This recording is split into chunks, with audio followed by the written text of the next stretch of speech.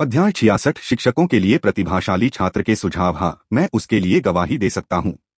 उसे मेरे पिता की मदद करने की संभावना नहीं होनी चाहिए। शिक्षिका झो यांग ने शेनगू के पक्ष में बात की, लेकिन उनकी बातें यहीं समाप्त नहीं हुईं। यह साबित करने के लिए कि एक गवाह के रूप में उसने जो कहा वह सच था, उसने शेनगू को अर्थपूर्ण निगाहों से देखा और सु जिकिंग को एक स्पष्टीकरण दिया। मंगलवार की शाम को उसने अपनी गर्लफ्रेंड के कारण मेरे पिताजी के भोज में हंगामा खड़ा कर दिया और घर आकर बहुत सारी चीजें तोड़ दी। कुर्सी पर बैठे शेनगू पर बिजली गिर पड़ी। आप वू जियाई के बारे में बात कर रहे हैं, है ना? वह महिला सेलिब्रिटी जिसकी होटल के प्रवेश द्वार पर शेनगू के साथ तस्वीर खींची गई थी। सु जिकिंग ने ये शब्द हल्के और हवादार लहजे में कहे, जो उदासीन प्रतीत हो रहे थे। लेकिन शेनगू सचमुच महसूस कर सकती थी कि उसका स्वर जितना हल्का और हवादार था, उसमें उतना ही अधिक असंतोष था। वह मेरी गर्लफ्रेंड नहीं है, मैं तो बस उस रात उसकी मदद कर रहा था। शेनगू जानता था कि अगर उसने इस स्थिति में सु जिकिंग को सच्चाई नहीं बताई तो मामला समझाना और भी मुश्किल हो जाएगा। यद्यपि शिक्षक झो यांग झो हुआहाई की बेटी थी, वह केवल उससे यह बात उजागर न करने के लिए कह सकता था।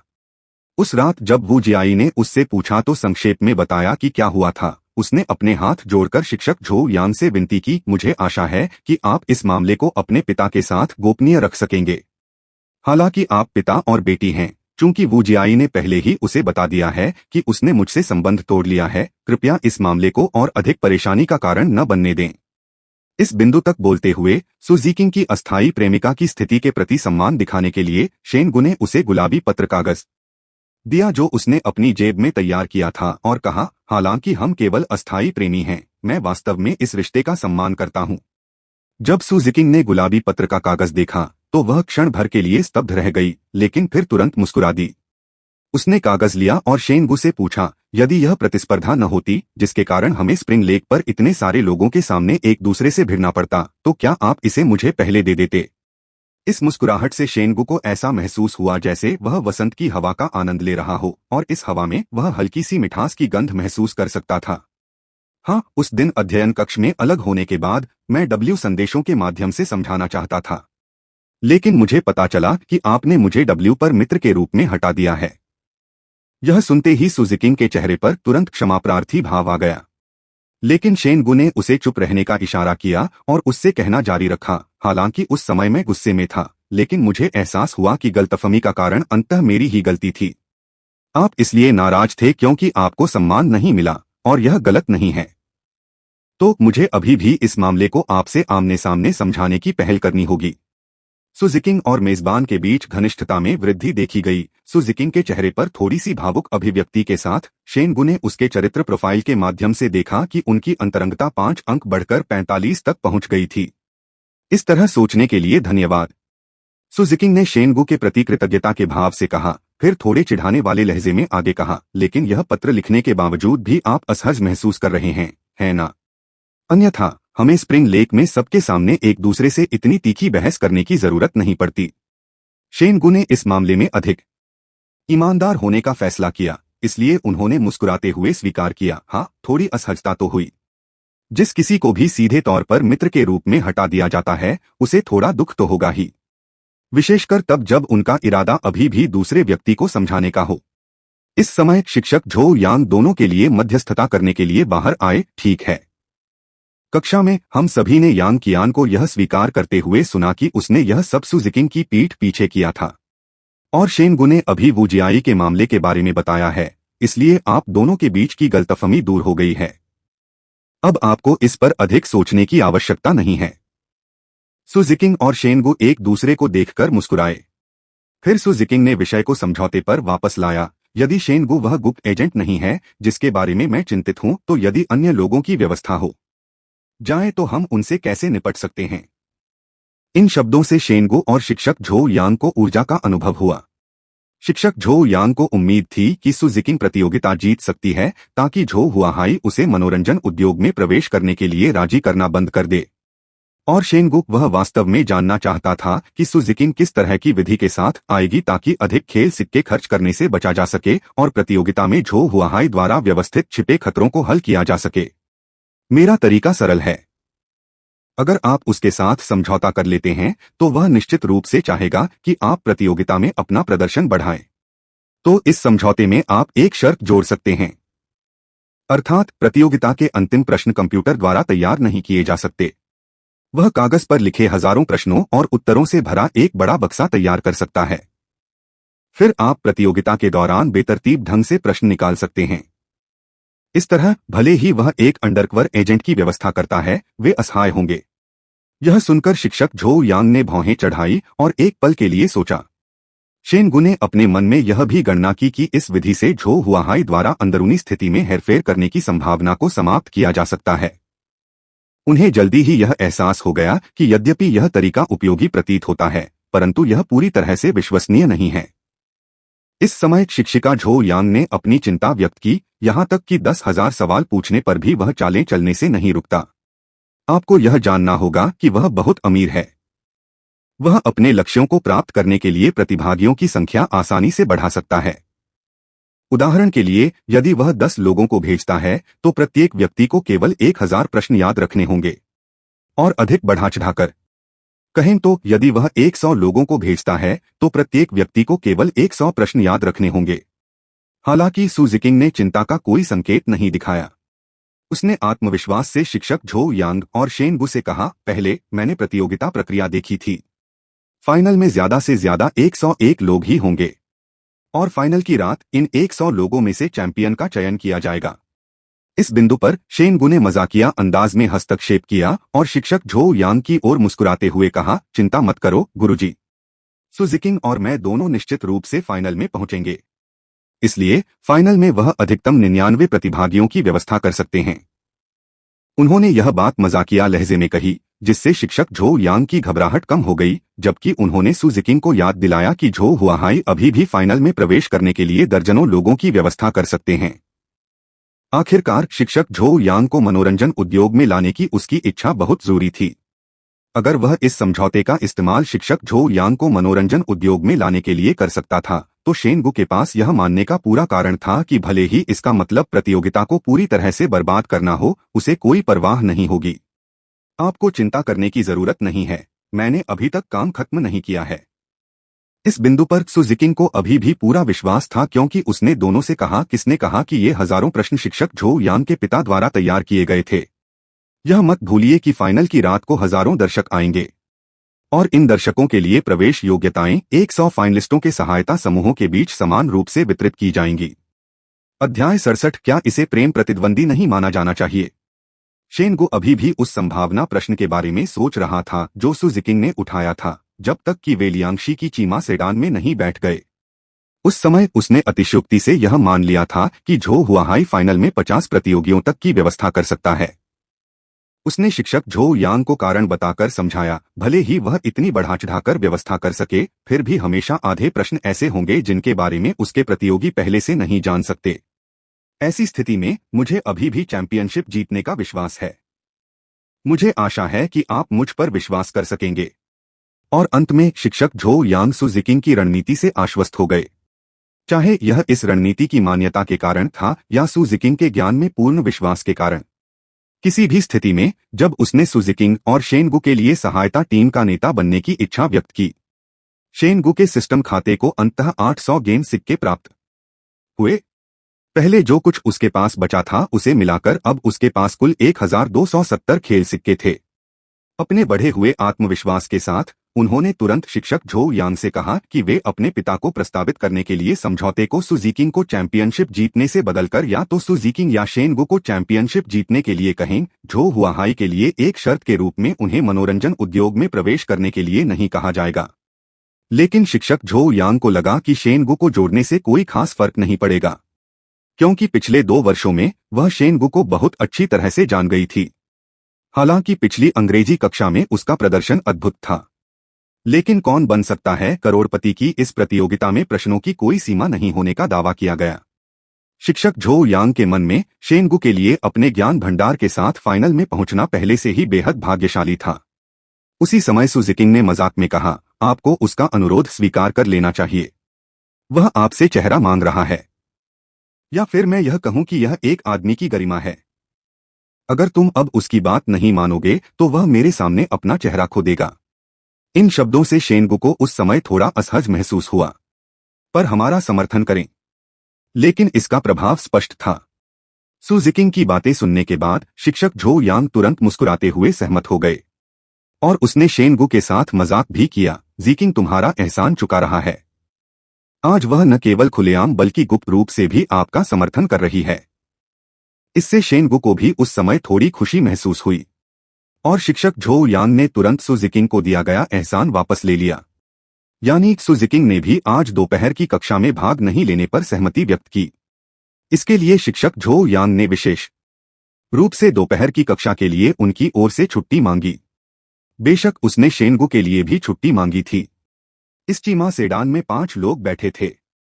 ड्राइवर लियांग शी था, जिसे टीचर झो यांग ने खास तौर पर बुलाया था। शेनगु को देखकर वह थोड़ा शर्मिंदा हुआ, लेकिन उन्होंने शिक्षक झो यांग द्वारा इस हॉट स्प्रिंग ट्रिप के लिए चुने गए लोगों के बारे में कोई राय व्यक्त नहीं की और शिक्षक झो यांग के सामने उन्होंने हमेशा एक विनम्र और सज्जन व्यक्ति की छवि बनाए रखी। उसके अंदर आने से पहले उसने उसके लिए कार का दरवाजा खोल दिया। उसके बैठ जाने के बाद उसने कार का दरवाजा बंद कर दिया। फिर वह चीमा कार के सामने की ओर दौड़ते हुए गए और अपनी सीट बेल्ट बांधते हुए चालक की सीट पर वापस आ गए। पीछे की सीट पर बैठे 3 लोगों के बाद कार स्टार्ट हुई और नेविगेशन सिस्टम चालू हो गया। चेंदोंग विश्वविद्यालय के गेट के बाहर सड़क के किनारे से वे सीधे चेंदोंग शहर के बाहरी इलाके में सबसे प्रसिद्ध चिशान हॉट स्प्रिंग रिजॉर्ट की ओर बढ़े। पिछली सीट पर 3 लोग क्यों बैठे थे? ऐसा इसलिए था क्योंकि शेनगु चिंतित थे और नहीं चाहते थे कि लिन मोमो, जिनके पास उत्कृष्ट मार्शल आर्ट कौशल था, अकेले किराए के घर में वापस जाएं। उसे डर था कि झो हुआहाई संतुष्ट नहीं होगा और बदला लेने के लिए और लोगों को भेजेगा। हालांकि लिन मोमो को चोट लगने की संभावना बहुत कम थी, लेकिन इससे उसके और इस भावी ससुर के बीच संघर्ष गहरा जाएगा। जब शेनगु ने शिक्षक झो यांग से लिन मोमो को साथ लाने के लिए कहा, तो उन्होंने विनम्रता से कहा कि वह उनके और लिन मोमो दोनों के गर्म झरनों में नहाने का खर्च वहन करेंगे। लेकिन शिक्षक झो यांग, जो वास्तव में बहुत अमीर थे, को इस अतिरिक्त खर्च की परवाह नहीं थी। वह बिना किसी हिचकिचाहट के शेनगु के अनुरोध पर सहमत हो गई और उसका कारण यह था कि शिक्षक बनने के बाद से यह पहली बार था जब उसने एक साथी के साथ स्कूल में अध्ययन करने वाले अमीर युवा मास्टर का सामना किया था। अमीर युवा स्वामी शब्दों पर जोर देने के बाद उसने आत्मनिंदा भरे लहजे में आगे कहा, यहाँ तक कि मेरे धनी पिता, जो स्वयं को पहले से ही धनी मानते हैं, ने भी मेरे साधारण छोटे भाई के लिए साथी ढूंढने के बारे में कभी नहीं सोचा, और वह भी इतनी सुंदर साथी। अगर मेरे छोटे भाई को इतना सुंदर साथी मिल जाए तो मुझे इस बात की कोई चिंता नहीं है कि उसके नंबर बेहतर होंगे या नहीं। कम से कम हमारे परिवार में अगली पीढ़ी तो होगी। इन शब्दों को सुनकर सु जिकिंग अपना मुंह ढककर हंसने से खुद को रोक नहीं पाई। उसने शेनगु के प्रति ईर्ष्या का कोई संकेत नहीं दिखाया, जो लिन मोमो को गर्म झरनों में स्नान करने के लिए लाया था। शेनगु की नजर में शायद उसे वास्तव में परवाह नहीं थी, या हो सकता है यह देखते हुए कि उनकी अंतरंगता का स्तर 45 तक पहुंच गया था, इस व्यवहार को दूसरे तरीके से समझाया जा सकता है, अर्थात भले ही सु जिकिंग को उससे थोड़ी बहुत पसंद हो, फिर भी वह लिन मोमो की उपस्थिति को खतरे के रूप में नहीं देखती थी। शेनगु का मानना था कि सु जिकिंग हमेशा अपने आप पर बहुत आश्वस्त रहती थी, यहाँ तक कि उसे यह विश्वास भी था कि वह स्वाभाविक रूप से किसी भी सुंदर लड़की से बेहतर हो सकती है। जहाँ तक लिन मोमो की बात है, तो उसका सु जिकिंग के प्रति बिल्कुल अलग रवैया था। फिर से मिलने के बाद उसने सु जिकिंग का गर्मजोशी से स्वागत किया और यहाँ तक कि उसके साथ हाथ मिलाने की पहल भी की। और जब वे लियांग शी की कार में बैठे तो उसने जोर देकर कहा कि शेनगु पीछे की सीट पर 3 लोगों के बीच में बैठे, यह बहाना बनाते हुए कि वह अभी तक सु जिकिंग से बहुत परिचित नहीं थी। क्या यह वह व्यवहार नहीं है जो संभावित प्रेम प्रतिद्वंद्वी के प्रति दिखाया जाना चाहिए? स्पष्टतः वह अपने बॉस को अपने प्रेम प्रतिद्वंद्वी की ओर धकेल रही थी। ऐसा लगता है कि वह वास्तव में एक मेहनती साथी पाठक है। कार स्टार्ट होने के बाद यह विचार लगभग एक साथ सु जिकिंग और शिक्षक झो यांग के मन में आया। सामान्यतः क्या उसे इस सहपाठी पठन अवसर के माध्यम से इस धनी युवा स्वामी के करीब आने के लिए उत्सुक नहीं होना चाहिए? यद्यपि सु जिकिंग एक गहन और व्यापक ज्ञान वाली सुपर अकादमिक प्रतिभा थी, वह अभी भी लिन मोमो के व्यवहार से काफी हैरान थी। शायद शेनगु के पिता ने उसे काम पर रखने से पहले ही एक अनुबंध पर हस्ताक्षर कर दिए थे, जिसके अनुसार वह शेनगु के साथ डेटिंग नहीं कर सकती थी। इसलिए वह शेनगु को सु जिकिंग के करीब लाने में मदद करने की पूरी कोशिश कर रही है, ताकि शेनगु का पक्ष जीत सके और इस साथी पढ़ने को अंतिम बना सके। लिन मोमो के व्यवहार के बारे में शिक्षक झो यांग का यह दृष्टिकोण था। उसके मत में इससे कोई फर्क नहीं पड़ता कि शेनगु सतह पर सु जिकिंग के साथ कैसे प्रतिस्पर्धा करता है। अपने दिल में वह अपने अस्थायी प्रेमी रिश्ते को वास्तविक रिश्ते में बदलना चाहता होगा। आखिरकार सु जिकिंग की विभिन्न शर्तों को देखते हुए कौन सा लड़का उसे पसंद नहीं करेगा और जल्द से जल्द उसका पीछा करना चाहेगा। ऐसा न करना मूर्खता होगी, है ना? लेकिन वास्तव में शेनगु 3 साल तक सु जिकिंग के सामने अपनी भावनाओं को स्वीकार नहीं कर सका। भले ही इन 3 वर्षों के दौरान अन्य लड़कियों के साथ उसकी तुलना करने के बाद उसने पहले ही निर्धारित कर लिया था कि सु जिकिंग वह प्रेमिका थी जिसे वह सबसे अधिक चाहता था। अध्याय 68 क्या मिश्रित लिंग का स्विमसूट पहनकर तैरना सामान्य नहीं है? अध्याय 68 क्या मिश्रित लिंग का स्विमसूट पहनकर तैरना सामान्य नहीं है? इस समय वह चीमा कार की पिछली सीट के बीच में बैठा था। बाईं ओर सु जिकिंग थी जो खिड़की से बाहर देख रही थी। दाईं ओर लिन मोमू थी। जब शेनगु ने अपना सिर थोड़ा सा दाईं ओर घुमाया तो उसने थोड़े समय के अंतराल के साथ इन 3 लोगों के मुंह की मुंह हरकतें देखीं। इस तरह की आग्रहपूर्ण बातचीत से शेनगु को थोड़ा शर्मिंदगी महसूस हुई। लेकिन इस बार जब वह गर्म झरनों में स्नान करने के लिए चिशान गांव गया तो उसके साथ सु जिकिंग और शिक्षक झो यांग भी थे, जो दोनों विजय के लिए एस स्तर के लक्ष्य थे। शेनगु के लिए यह वास्तव में उनकी घनिष्ठता बढ़ाने का एक बहुत अच्छा अवसर था। इसलिए उसने अपनी त्वचा को थोड़ा मोटा करने की पूरी कोशिश की और सु जिकिंग की ओर अपना सिर घुमाने की पहल की और पूछा, क्या आपने पहले कभी गर्म पानी के झरने में स्नान किया है? शर्मिंदगी से बचने के लिए उन्होंने तुरंत कहा, यह मेरा पहला मौका है। सु जिकिंग ने खिड़की से बाहर देखने से अपना सिर मोड़ लिया और शेनगु को आश्चर्यचकित भाव से देखा। मैंने पहले भी कई बार स्नान किया है। मैंने कभी नहीं सोचा था कि यह तुम्हारा पहला मौका होगा। आपकी पारिवारिक पृष्ठभूमि के अनुसार आपके पास एक सुंदर महिला साथी भी है, फिर भी आपने कभी गर्म पानी के झरने में स्नान नहीं किया। शेनगु को अचानक लगा कि उसने गलत बात कह दी है। निश्चित रूप से सु जिकिंग, जिनकी आईक्यू बहुत अधिक थी और जो एक सुपर अकादमिक उपलब्धि थी, उनकी तार्किक सोच बहुत मजबूत थी। आप उससे जो भी कहेंगे वह तार्किक रूप से उसे आपकी व्यक्तिगत पृष्ठभूमि या पिछले व्यवहार से जोड़ देगी और फिर वह तुरंत कनेक्शन प्रक्रिया में किसी भी विसंगति के बारे में संदेह व्यक्त करेगी। इस समय झो यांग, जो सामने की यात्री सीट पर बैठे थे, ने भी इस संदेह को दोहराया। गर्म पानी के झरने में स्नान करना शरीर के लिए बहुत अच्छा है और यह शॉवर या नियमित गर्म स्नान लेने से कहीं अधिक आरामदायक है। क्या आपने कभी इसका अनुभव नहीं किया? क्या ऐसा हो सकता है कि इस वर्ष आपका परिवार अचानक अमीर हो गया, इसलिए आपके पास विभिन्न विलासिताओं का आनंद लेने का समय नहीं था? शेनगु को अचानक लगा कि झो यांग द्वारा अचानक अमीर बन जाना का वर्णन उसकी प्रतिष्ठा बचाने का एक जानबूझकर किया गया तरीका था। अचानक अमीर बन जाने से आपका क्या मतलब है? बस इतना कहो कि मेरा परिवार नवधनाढ्य है। लेकिन शेनगु कभी भी इतना मूर्ख नहीं होगा कि ऐसे विचार जोर से कहे। अपनी इज्जत बचाने के लिए वह जल्दी से कोई न कोई बहाना बना ही लेता था। उसने बताया, क्योंकि मेरे माता पिता अक्सर अपने काम में बहुत व्यस्त रहते हैं, इसलिए हम एक दूसरे से कम ही मिल पाते हैं। हालांकि गर्म पानी के झरने में स्नान करना आरामदायक है, लेकिन मुझे अकेले ऐसा करना निश्चित रूप से उबाऊ लगेगा।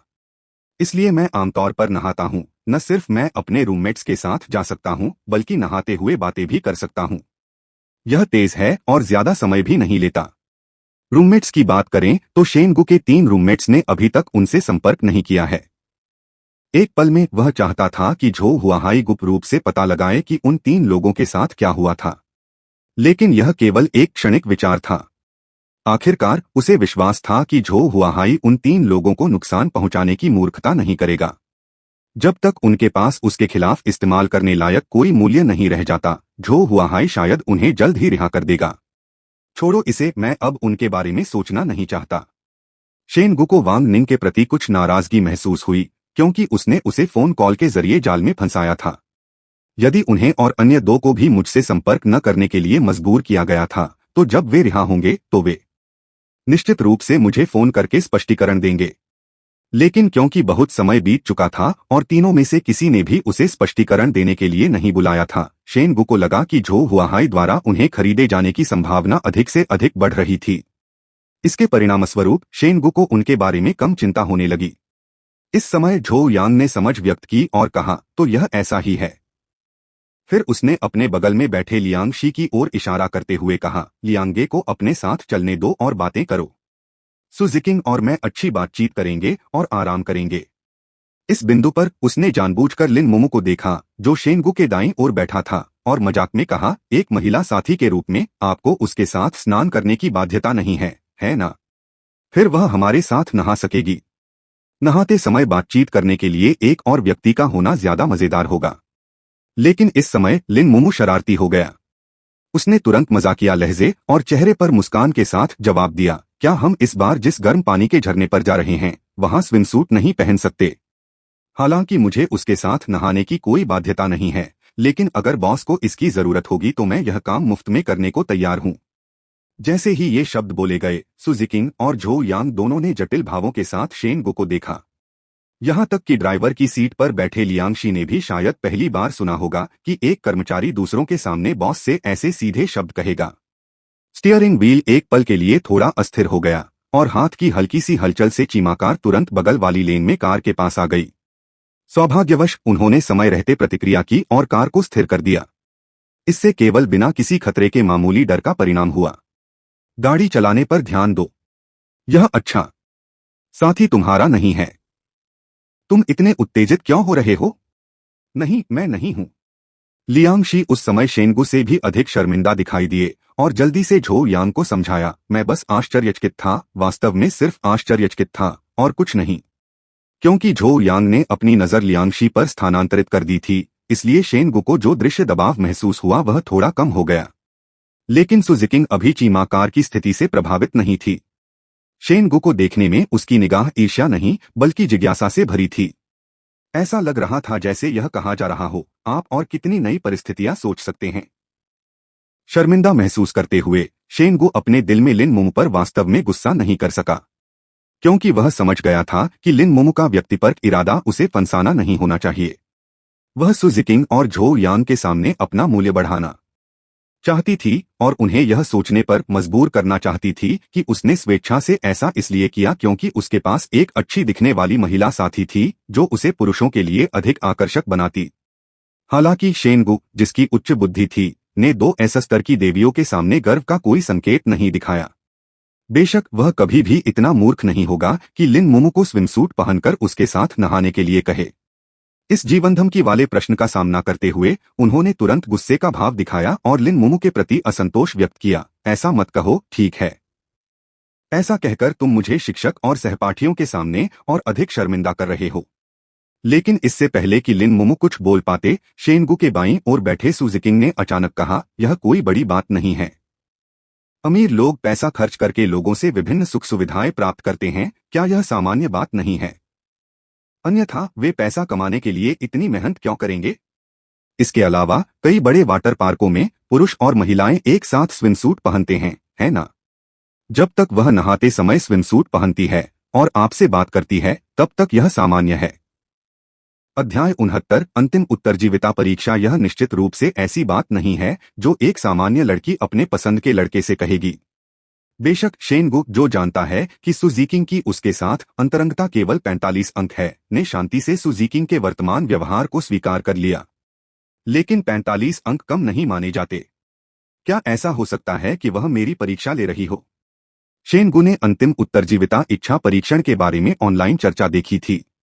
इसमें बताया गया कि जब लड़के और लड़कियां प्रेम संबंध में होते हैं या एक दूसरे के करीब आते हैं, तो लड़कियां लड़कों को परखने के लिए तरह तरह के अजीब सवाल पूछती हैं।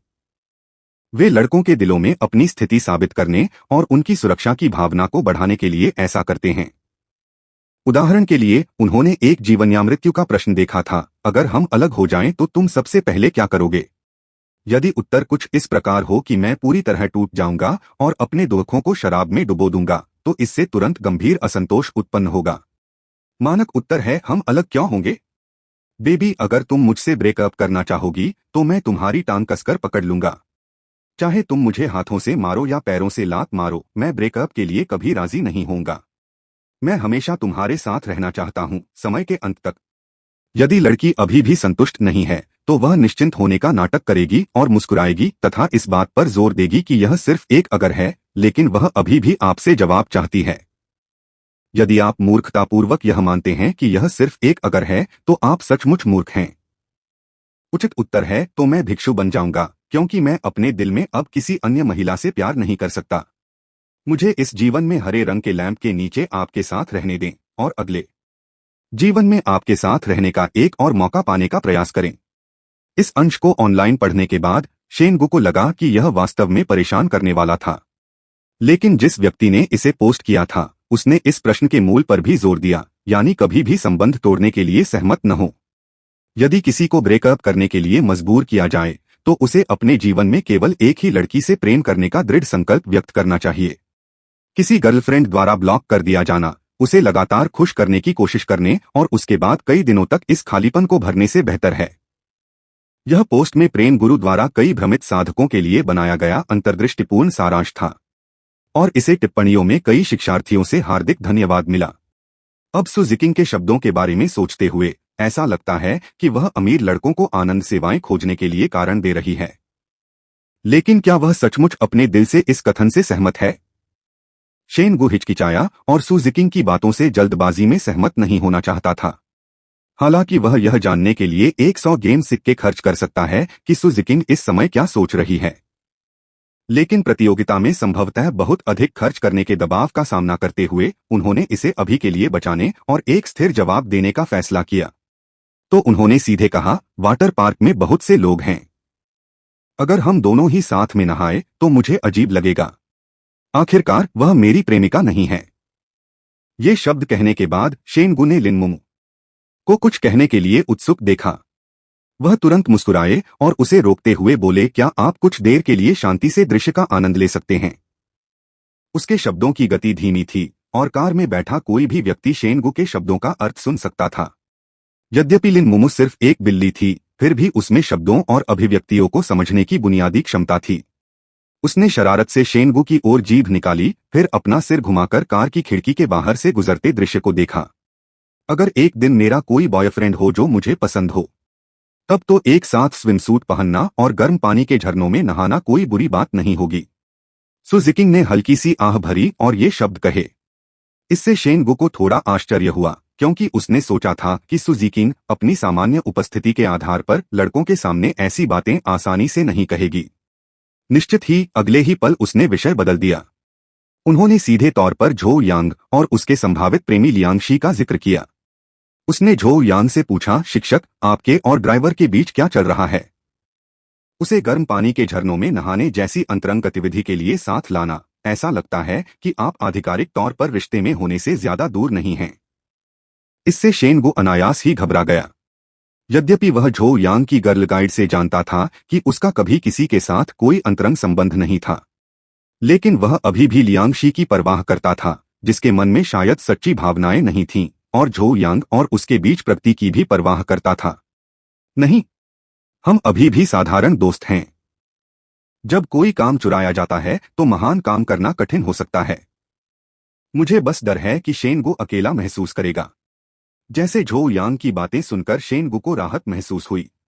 अगली बात जो उसने कही उससे शेनगु अजीब तरह से मुस्कुराया, क्योंकि झो यांग ने कहा, अगर मुझे पता होता कि उसका ट्यूटर नहाते समय मेरे साथ आ सकता है और हम 2 लोगों का समूह बना सकते हैं तो मैं उसे साथ नहीं लाती। जब झो यांग ने यह कहा तो उन्होंने एक विशिष्ट मजाकिया लहजे का इस्तेमाल किया। लेकिन अगर लिन मोमो, जो शेनगु के माता पिता द्वारा नियुक्त एक सामान्य ट्यूटर थी, ने इस तरह की टिप्पणी सुनी तो उसे शर्मिंदा होना चाहिए था। हालांकि शब्दों के गिरने के बाद लिन मोमो, जो अभी भी खिड़की के बाहर के दृश्य को देख रहा था, शांत रहा, मानो उन्होंने इस मजाक वाली टिप्पणी को सीधे तौर पर स्वीकार कर लिया हो। यह सोचकर कि झो यांग की बातें बिल्कुल सही थीं, लिन मोमो की ओर से कोई प्रतिक्रिया न मिलने पर झो यांग को खुद थोड़ा अजीब लगा। लिन मोमो द्वारा मामूली विरोध किए जाने के बाद उन्होंने यह स्पष्ट करना चाहा कि यह एक मजाक था, लेकिन ऐसा लग रहा था कि लिन मोमो ने यह बात बिल्कुल नहीं सुनी, जिससे वह आगे की कार्रवाई के लिए तैयार नहीं थी। सौभाग्य से इस समय सु जिकिंग ने कुछ ऐसा कहा जिससे माहौल बहुत ठंडा नहीं हुआ। वह मुस्कुराई और शेनगु से एक और मजाक किया, आपके ट्यूटर की मानसिक क्षमता अद्भुत है। ऐसा लगता है कि आपके माता पिता ने बहुत पैसा खर्च किया है। मूल रूप से झो यांग ने अभी जो कहा उसका कारण जानबूझकर लिन मोमो को शर्मिंदा करना नहीं था। वह सिर्फ सु जिकिंग और शेनगु के बीच वर्तमान रिश्ते को लेकर संदिग्ध थी, जो पिछले अस्थायी प्रेमियों से बदल गया था। और लिन मोमू की स्नान के साथ वाली पिछली टिप्पणी ने झो यांग को यह सोचने पर मजबूर कर दिया कि वह भविष्य में सु जीकिंग की संभावित प्रतिद्वंद्वी बन सकती है।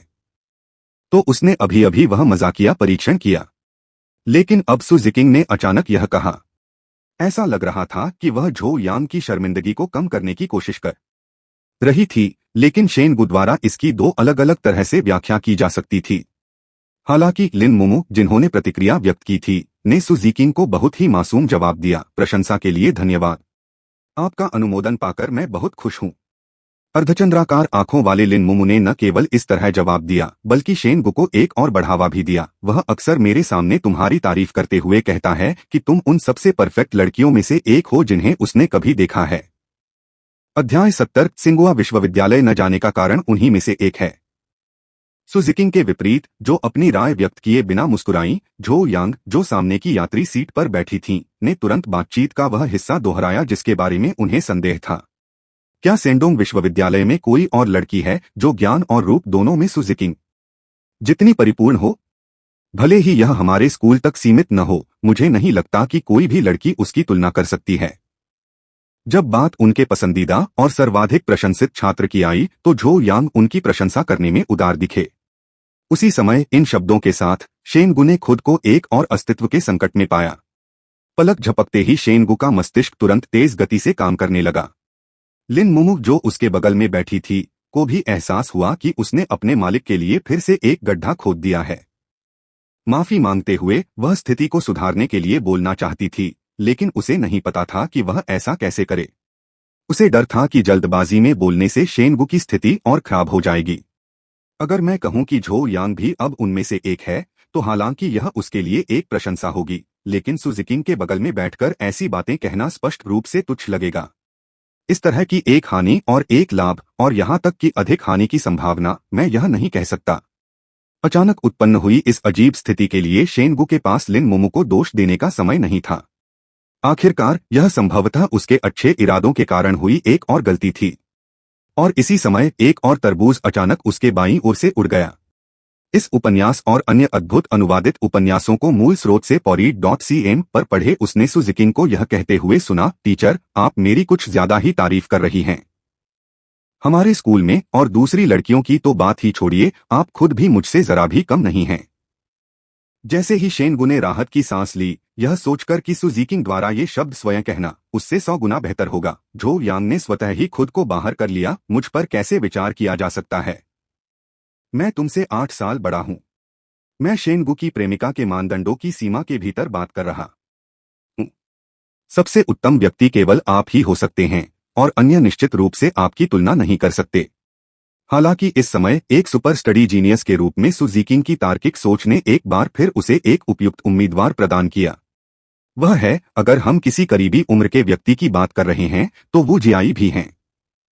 जिसने बनाया, वह कहना चाहती थी, वह महिला सेलिब्रिटी जिसने शेन गु को अपना प्रेमी होने का नाटक करने पर मजबूर किया।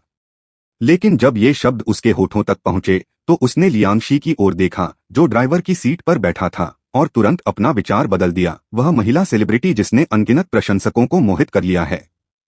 वस्तुनिष्ठ रूप से कहें तो शेन गु के लिए सिस्टम द्वारा प्रदान की गई 3 एस स्तर की देवियों की व्यापक रेटिंग के आधार पर इन तीनों के पास वास्तव में अपने छोटे फायदे थे, लेकिन कुल मिलाकर वे एक दूसरे के बराबर थे।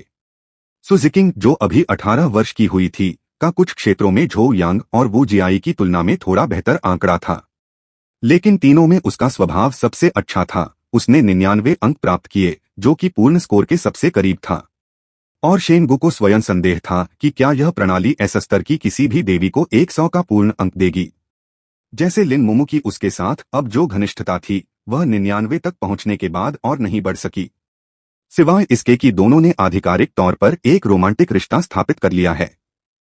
और फिर यदि वह कहे कि तुम मेरे दिल में सबसे सुंदर हो, तो सिस्टम उस लड़की को 100 की रेटिंग देगा, जो कि उच्चतम रेटिंग है। बेशक ये सिर्फ शेन गु की अपनी अटकलें थीं।